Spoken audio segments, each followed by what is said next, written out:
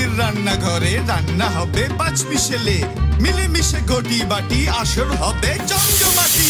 তেলে ডুবি ফুলকো লুচি, চিকেন মটন ডিমের কারি, চিংড়ি মাছের মালাইকারি, ভাপা ইলিশ চাই।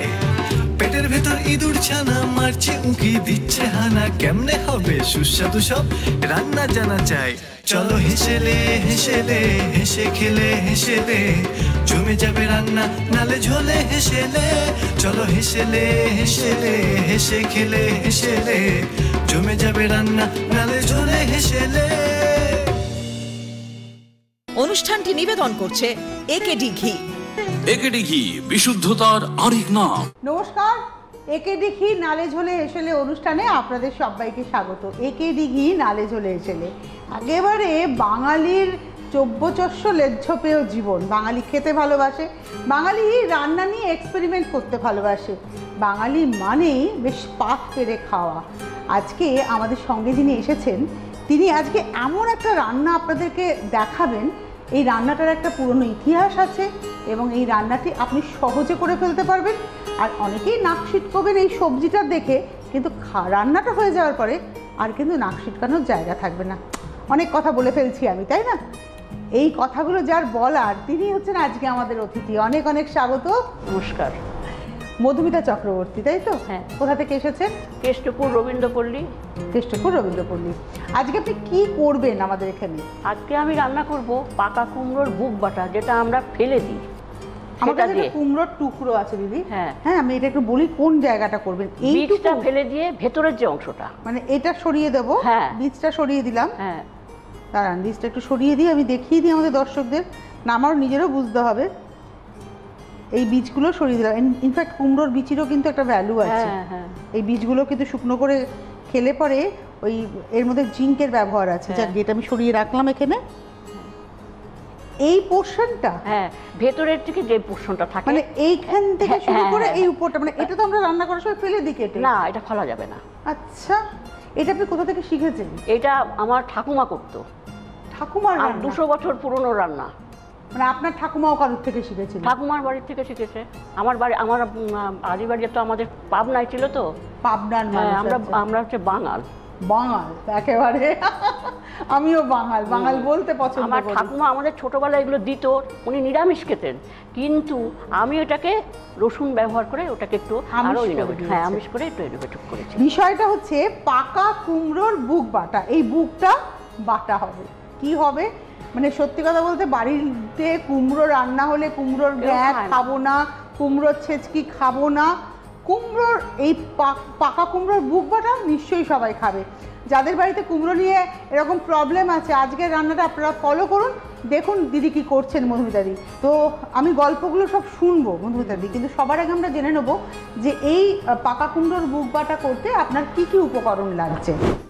সেদ্ধ করা কুমড়ো, লবণ, চিনি, হলুদ গুঁড়ো, কালো জিরে, রসুন, কাঁচা লঙ্কা, সরিষার তেল, একেডি ঘি।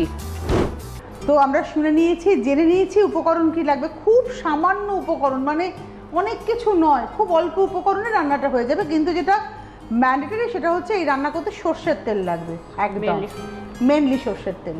তো সর্ষের তেলের সাথে এইটুকু কম্প্রোমাইজ করতেই হবে আমাদের। তাহলে রান্নাটা শুরু করুন, করতে করতে আমরা গল্প করি। হ্যাঁ, ঠিক আছে। এটাকে মিক্সিতে সেদ্ধ করে, মানে এটা সেদ্ধ হয়ে গেছে তাই তো? হ্যাঁ, এটাকে মিক্সিতে পেস্ট করব। মানে এই যে পাকা কুমড়োটা এখানে রয়েছে, এটা আপনি ভাপিয়ে নিয়েছেন। মানে আমাদের যেহেতু সময়ের অভাব, তাই আমরা এখানে আর জলে ভাপানোটা দেখালাম না। আপনারা ভাপিয়ে নেবেন। মোটামুটি টেক্সচারটা হবে হচ্ছে এই রকম, মানে খুব যে টেক্সচারটা তা নয়, একটু একটু থাকবে আর কি, পাল্টি পাল্টি ব্যাপারটা। এবার বিচিও আছে, বিচিটা কি ফেলে দেবো না? এই শুদ্ধ বিচিটা ফেলে দিতে হবে। বিচিটা ফেলে দিতে হবে, এই শুদ্ধ করা যাবে না, বীজটাকে ফেলে দিতে হবে। এবারে এটাকে আমি কি করব? মিক্সিতে দিতে হবে। আচ্ছা, এটাকে মিক্সিতে দেবো। আমি করে দিচ্ছি। এটা মিক্সিতে রসুন দিতে হবে একটু, কালো। আপনি আমাকে বলবেন হ্যাঁ কি করে দেবো। এটা একটু সরষের তেল দিয়ে নাও না মিক্সির ভিতরে, তাহলে মিক্সিতে এটা ভালো করে ঘোরে। আচ্ছা, এটা তো আমি জানতাম না, মিক্সিতে একটু তেল দিয়ে দিতে হয়। বাহ, এটা কিন্তু আমরা শিখলাম। দেখুন মিক্সিতে একটু কতটুকু তেল দেবো আপনি বলবেন। জাস্ট ওই কাঁটাটার মধ্যে থাকে। ঠিক আছে, কাঁটাটা দিয়েছি, একদম মাঝখানটাতে দিয়েছি। এবারে কি দেবো? পাকা কুমড়োটা পাকা কুমড়োটা দিয়ে দিচ্ছি। কুমড়োর পরিমাণ আপনারা আপনাদের বাড়ির পরিবার পরিজন অনুযায়ী ইয়ে করে নেবেন। দিয়ে দিলাম। কি দেবো এবার? কাঁচা লঙ্কা। কাঁচা লঙ্কা মোটামুটি যতটা আমি ঝাল খাবো। হ্যাঁ, তুমি তো ঝাল বেশি খাও। ভীষণ ভীষণ, একটু আধটু নয়। তোমার জন্য আমি আনতে পারিনি, দানাদার আনতে পারিনি, আমি অর্ডার দিয়েছিলাম। সত্যি বিশ্বাস করো, আমি আনতে পারি। আমার বর বলে কি কোথাও পাচ্ছি না, দানাদার উঠে গেছে, নাই। উঠে গেছে, নাই। আচ্ছা, পরের বারে অন্য মিষ্টি খাবো। হ্যাঁ। আচ্ছা, কটা লঙ্কা দেবো মোটামুটি? ঝাল খাও? আমি ঝাল খাই, মোটামুটি 4টে লঙ্কা আমি দিয়ে দিচ্ছি। 5টা দিচ্ছি। ঠিক আছে, ওকে। 5টা লঙ্কা দিলাম। আর কি দেবো? রসুন দেবে। রসুন কতটা দেবো? সবটাই লাগবে। পুরোটা দিয়ে দেবো? এই যে রসুনটা রয়েছে, এই রসুনটা কিন্তু আমি পুরোটাই দিয়ে দিচ্ছি। মোটামুটি আপনারা বুঝেছেন কতটা কুমড়োর কতটা রসুন। দিয়ে দিই রসুনটা এবারে। হ্যাঁ, দিয়ে দিলাম রসুনটা। একটুখানি নুন দিয়ে দাও, অল্প পরিমাণ মতো নুন, তাই তো? হ্যাঁ,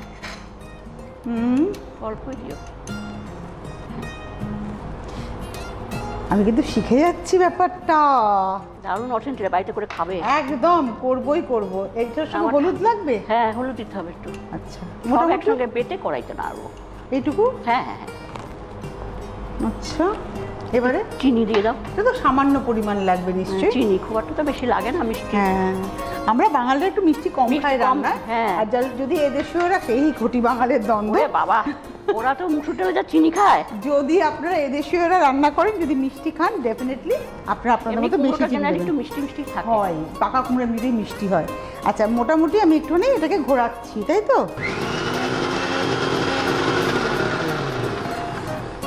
আমার মনে হচ্ছে এবার হয়ে গেছে। আপনি যেটা চাইছেন আমি আপনাকে দেখিয়ে দিই যে টেক্সচারটা কি দাঁড়ালো।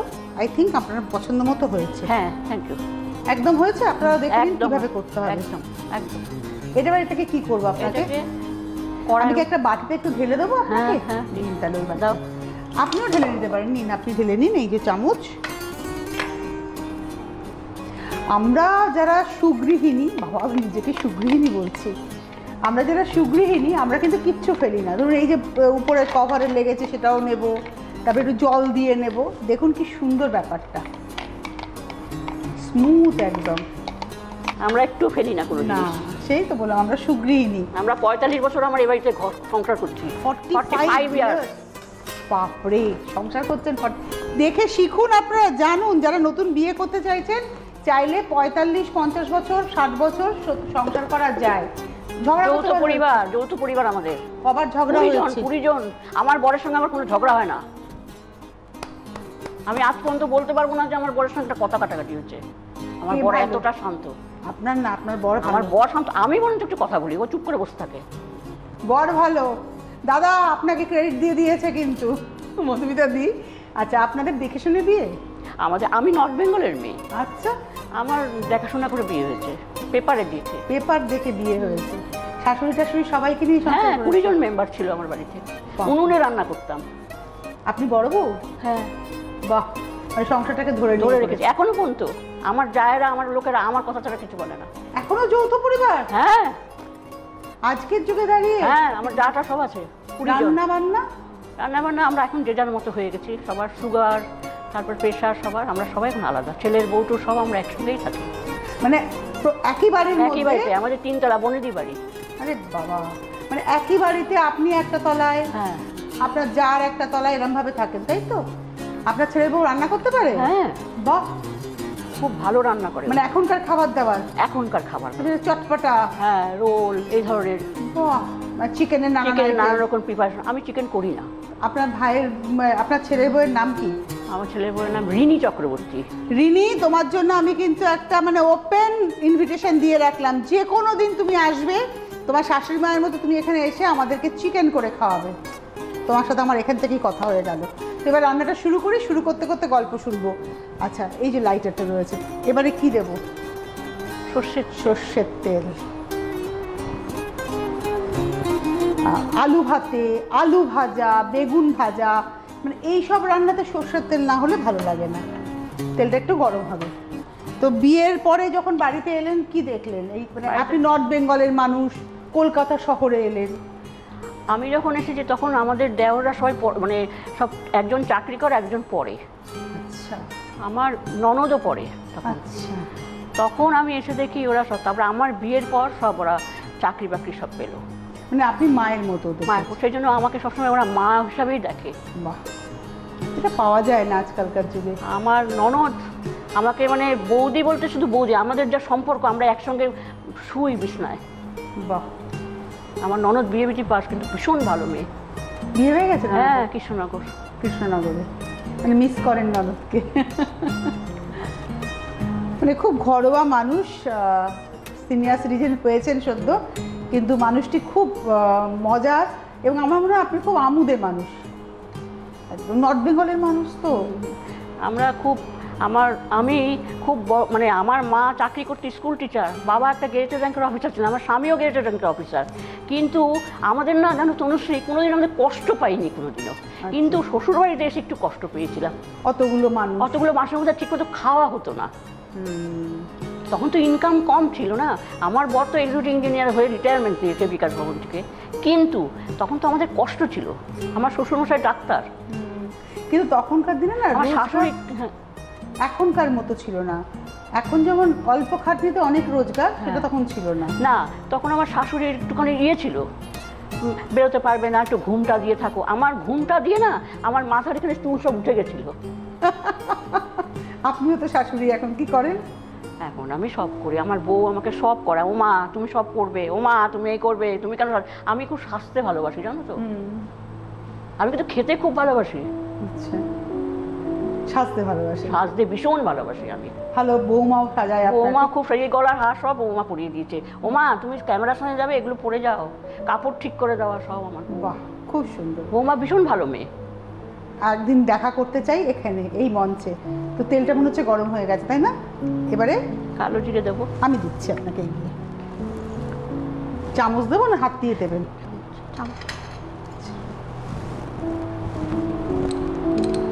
আমি এখন কালো জিরে দিলাম। এবার কুমড়োর পেস্ট পাল্পটা দেবেন, তাই তো? আমি এই চামচটাই দিচ্ছি আপনাকে। এইবার আমি কুমড়োর পাল্পটা দিচ্ছি।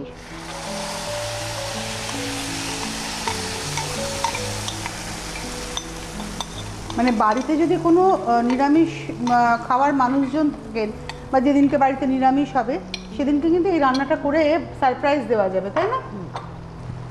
এটা আমার ঠাকুমারা করতো নিরামিষ, কিন্তু আমরা এটাকে আমিষে রেখেছি। আপনি রসুনটাই খালি অ্যাড করেছেন? হ্যাঁ। আচ্ছা, এই রান্নাটার 200 বছরের গল্প? হ্যাঁ। কিরম গল্প শুনি? 200 বছর। আমার ঠাকুমা দেখতাম কুমড়োগুলোকে আনতো বাজার থেকে, সেটা বুকটা না রেখে দিত, বীজটা আলাদা রাখতো, ওটাকে রাখতো, ওটাকে জলে ধুয়ে ওটাকে সেদ্ধ করতো উনুনে, সেদ্ধ করে ওটাকে শিলে বাটতো। আচ্ছা, বেটে নিত। হ্যাঁ, আমরা যেরকম এখন মিক্সি করি, এখন মিক্সি। এটাই জল যত কম দেওয়া যাবে, তাই তো? মানে আমাদের একটু ওই ধোয়াধুয়ি করে জলটা হয়ে গেছে। কুমড়ো তো এমনি জল বেশি। হ্যাঁ হ্যাঁ হ্যাঁ হ্যাঁ। এটা কি এরকম একটু জল জল থাকবে না শুকনো? না না, শুকাবে, শুকিয়ে যাবে, তাই তো?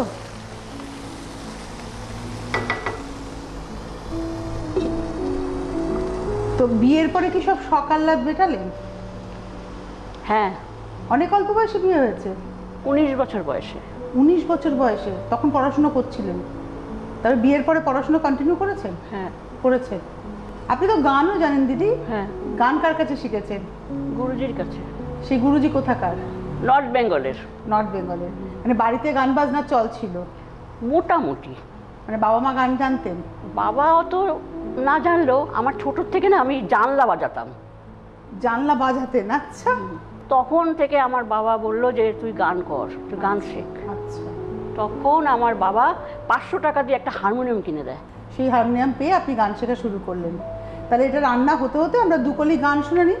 তুমি ডাক দিয়েছো কোন সকালে, কেউ তা জানে না, তুমি ডাক দিয়েছো কোন সকালে, আমার মন যে কাঁদে আপন মনে, কেউ তা মানে না, ফিরি আমি উদাস প্রাণে, তাকাই সদা মুখের পানে দিদি আমি উদাস প্রাণে তাকাই সদা মুখের প্রাণে তোমার মতন এমন টানে কেউ তা টানে না তুমি ডাক দিয়েছ কোন সকালে কেউ তা জানে না। আবার রবীন্দ্রনাথ ঠাকুরও খেতে ভালোবাসতেন, খাদ্যরসিক ছিলেন, স্ত্রীকে দিয়ে নানা রকমের পদ রান্না করতেন। মানকচুর জিলিপি তার স্ত্রী করে খাইয়েছিলেন তাকে। এরকম ঠাকুরবাড়ির রান্নার ইতিহাস আমরা এগুলো পাই। তো দেখুন রান্না কত দূর। রান্নাটা হতে হতে আমরা বরঞ্চ একটা নিয়ে নিই বিরতি। তার কারণ একে দিঘি নালে ঝোলে হেসেলেতে আমাদের একটা বিরতি নেওয়ার সময় হয়ে গিয়েছে। আর মধুমিতাদির রান্নাটা হতে হতে একটা ছোট্ট বিরতির পর আমরা ফিরে আসছি। সঙ্গে থাকুন, কোথাও যাবেন না। চলো হেসেলে হেসেলে হেসে খেলে হেসেলে জমে যাবে রান্না নালে ঝোলে হেসেলে।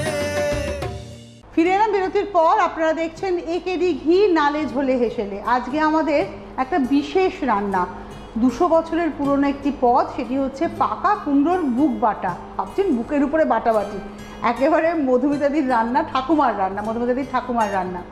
তো এই সুবাদে মধুমিতাদির ঠাকুমার নামটা আমি জানবো। ষোড়শীবালা দেবী। ষোড়শীবালা দেবী, ষোড়শীবালা দেবীর রান্না আজকে আপনারা কিন্তু শিখলেন, এবং এটা একটা হেরিটেজ রান্না আর কি বলা যেতে পারে, তাই তো? দেখুন রান্নাটার কি অবস্থা। আপনি পাশে রেখে দিন ঢাকাটা। হ্যাঁ দেখুন, এবার আর কিছু লাগবে? চিনি দিতে হবে। এই নিন দিদি, চিনি দিচ্ছি। এবার একটু নাড়িয়ে নিলাম, মানে চিনিটাকে মিশিয়ে নেওয়া। মানে এই রান্নাটা ভাতের সাথে সব থেকে মনে হয় ভালো লাগবে, তাই তো? হ্যাঁ। এবার কি গ্যাসটাকে বাড়িয়ে নেবেন না কমানোই থাকবে? একটু বাড়িয়ে নিলাম। আমার রান্না অলমোস্ট ডান। হয়ে গেল রান্নাটা? বাহ, তাহলে কি গ্যাস বন্ধ করে দেবেন? এখন আমি গ্যাস বন্ধ করে দিচ্ছি। ঘুরতে যান দিদি? হ্যাঁ, অনেক জায়গায় গেছি ঘুরতে। পাহাড় না সমুদ্র? সমুদ্র। দাদার পছন্দ? ওর কোনো পছন্দের কিছু না, ওকে যেখানে নেবো সেখানেই যাবে ও। কি ভালো আপনার হাজবেন্ড। সব হাজবেন্ড এরকম কেন হয় না বলুন তো, তাই না? একদমই। তো কোনো স্মরণীয় ঘটনা আছে ঘুরতে গিয়ে?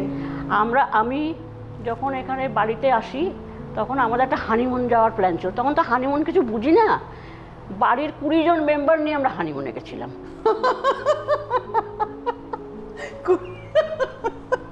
কতদিন পরে? তা বিয়ার কিছুদিন পরে। তারপরে কি হলো? কি আর কি, আমাদের একটা আলাদা ঘর না, আমাদের একটা আলাদা বড় ঘর নিয়েছিল, সেখানে একটা কাপড় টাঙিয়ে আমাদেরকে আলাদা শুতে দিয়েছিল।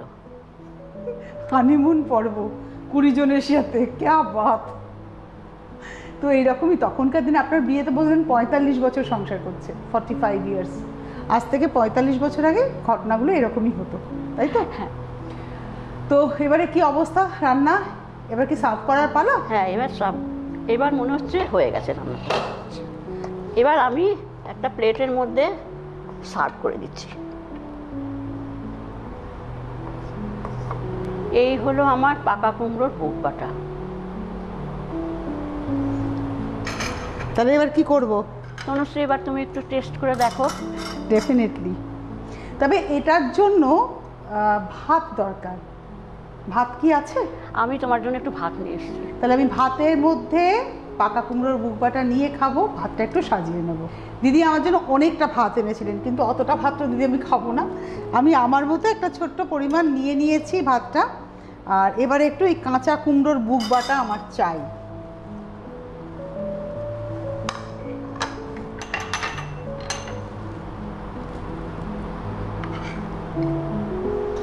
ব্যাস, আর একটা কাঁচা লঙ্কা তো দরকার, না হলে তো ঠিক পোষাবে না। কিন্তু আমি যেটা বলবো, গরম ভাতে একেডি ঘি না হলে ওই রান্নাটা আমার ঠিক মানে খাবো, ভাতের মধ্যে 1 ফোঁটা ঘি থাকবে গরম ভাতে, নিরামিষ যদি খেতে হয় বা যেদিনকে শুধু সবজি খাবো। একেডি ঘি নালে ঝোলে হেসেলেতে একেডি ঘি মানে স্বাদে গন্ধে অতুলনীয়। আমি 1 ফোঁটা ঘি একটু নিয়ে নেবো ওর মধ্যে, ভাতের মধ্যে। ডেফিনেটলি ঘি ভাত খেতে কে না ভালোবাসে, তাই না?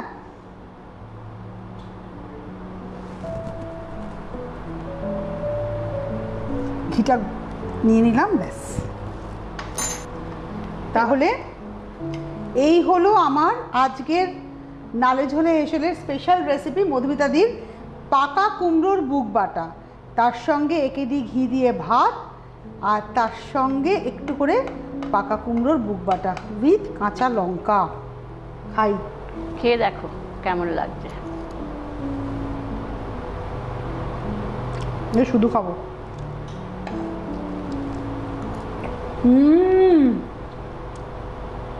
কুমড়ো তো কেউ বলবে না দিদি,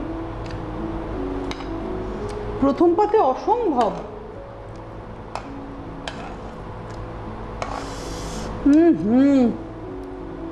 তোমার ভালো লেগেছে?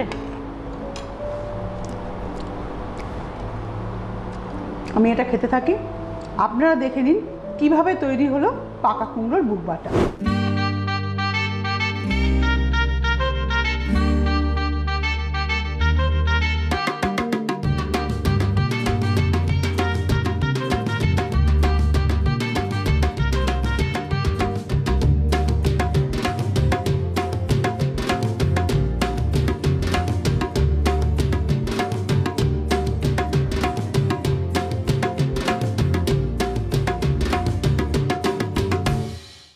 এটা না মনে হচ্ছে যতটা ভাত দিদি এনেছেন ঠিক ততটা ভাতই আমার লাগবে, তো শান্তি করে খাবো। হ্যাঁ, তার আগে আপনি এলেন, এত সুন্দর গান শোনালেন, গল্প করলেন, এত সুন্দর একটা মুহূর্ত আমাকে উপহার দিয়ে গেলেন। আপনার জন্য রয়েছে আমাদের তরফ থেকে উপহার একেডি ঘি নালে ঝোলে হেসেলে। তাই একেডি ঘির তরফ থেকে রয়েছে একেডি ঘি, স্বাদে গন্ধে অতুলনীয়। খেয়ে আমাকে জানাবেন দিদি কেমন লাগলো। Thank you. আর রয়েছে আবরণ এবং অরেঞ্জেসের তরফ থেকে ডিসকাউন্ট কুপন। Thank you. কেমন লাগলো এখানে এসে? খুব ভালো লাগলো, তোমার সঙ্গে রান্না করতে পেরে আমি খুব ধন্য এবং খুশি। আমাদের হেসেলটা কেমন? খুব সুন্দর। এরকম হেসেলের সবার দরকার না? হ্যাঁ, মনে হয় এটা হলে আরো ভালো হতো, আরো রান্নার হাত খুলতো। অবশ্যই আমি জানি মধুমিতাদিকে রান্না করতে দেখে আপনি ভাবছেন আমার কাছেও আমার ঠাকুমার রেসিপি আছে, আমার কাছেও আমার দিদিমার রেসিপি আছে, কিংবা আমার মা শাশুড়ি মার রেসিপি আছে। তাহলে দেরি করছেন কেন? অথেন্টিক রেসিপি যদি থেকে থাকে ডেফিনেটলি আমরা রয়েছি আমাদের এই নালে ঝোলে হেসেলে নিয়ে। একেডি ঘি নালে ঝোলে হেসেলে আপনার অপেক্ষায় রয়েছে। আজকে আমাকে এপিসোড শেষ করতে হচ্ছে কারণ আমার জন্য ওই পাকা কুমড়োর বুক বাটা অপেক্ষা করছে। আর আপনারা অবশ্যই রান্নাটা করে খেয়ে বলবেন আমাদের কেমন লাগলো। ধন্যবাদ দেবেন মধুমিতা চক্রবর্তীকে, অনেক ধন্যবাদ দিদিকে, ধন্যবাদ আপনাদের। আবার দেখা হবে। আর যারা অংশগ্রহণ করতে ইচ্ছুক দেখুন ফোন নাম্বার যাচ্ছে, ফোন নাম্বারে ফোন করে আপনারা কিন্তু অবশ্যই যোগাযোগ করবেন। নমস্কার। নমস্কার। চলো হেসেলে হেসেলে হেসে খেলে হেসেলে জমে যাবে রান্না নালে ঝোলে হেসেলে। নালে ঝোলে হেসেলে।